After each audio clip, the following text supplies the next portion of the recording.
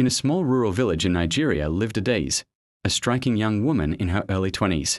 She was admired for her beauty, her bright eyes, and her quick laughter, but her family was extremely poor. Her father, a struggling farmer, and her mother, a petty trader, had little to offer. To them, marrying Adaeze off was a chance to ease their financial burden. One evening, they called her in and announced she was to marry Abina, a man everyone in the village believed to be penniless. He lived in a tiny mud house, wore patch shirts, and survived by carrying firewood and doing odd jobs in the market. Adaeze cried bitterly, insisting she deserved better, but tradition and her parents' desperation prevailed. Against her will, she became Abina's wife. Life with Abina was humiliating at first. He appeared to be the very picture of poverty. He walked barefoot, returned home sweaty and tired from menial work, and gave Adaeze barely enough money for food. She resented him deeply, often whispering to friends that her beauty had been wasted.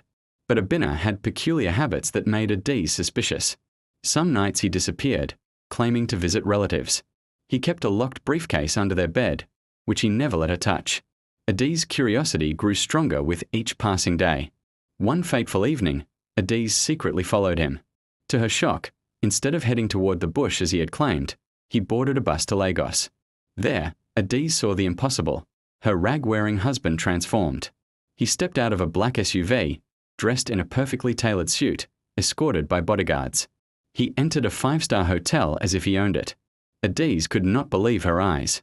The man she thought was a wretched villager was in fact living a double life.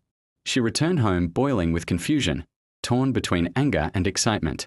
When Abina came back the next morning in his usual ragged clothes, Adaeze confronted him. At first he denied it, but when Adaeze threatened to expose him to the entire village, Abina finally confessed. He revealed that he was a secret billionaire, the owner of a vast transport empire, with businesses scattered across Lagos and Abuja. Years ago, he had been betrayed by a gold-digging fiancé who only wanted his wealth. Heartbroken, he vowed never to marry for money again. He disguised himself as a poor villager to find a woman who would love him for who he was, not for his riches. But here came the scandal. Believing Abina was truly poor, Adaeze had not been faithful. She had secretly been seeing a wealthy businessman in town, a flashy man in his 40s who promised to take her away and give her a life of luxury. Unbeknownst to her, this same man was Abina's biggest enemy, the very business partner who had once betrayed him and tried to steal his company. When Abina discovered the affair, he didn't explode in rage. Instead, he set the stage for a dramatic reveal. A week later, Abina invited the wealthy businessman to the village under the pretense of discussing land. That day, Abina arrived not in rags but in a convoy of expensive jeeps, dressed in royal egbada with gold embroidery, his wrist glistening with diamonds. The villagers gasped, Adaeze's parents nearly collapsed, and Adaeze herself fainted from shock. In front of everyone, Abina exposed both his true identity and Adaeze's affair. The businessman, humiliated beyond measure, fled the village in disgrace. The scandal spread like wildfire. Some villagers mocked Adaeze for nearly losing everything to greed, while others pitted her for being caught in such a storm. Adaeze begged Abina for forgiveness, swearing she had been blinded by poverty and ignorance. In a final twist, Abina did not divorce her. Instead, he forgave her but laid down strict conditions. She would move with him to Lagos, live as his wife, and never again see the man she had betrayed him with. Though her life transformed overnight into one of wealth and luxury, Adaeze carried the shame of knowing she had almost ruined her future by chasing after what sparkled on the surface.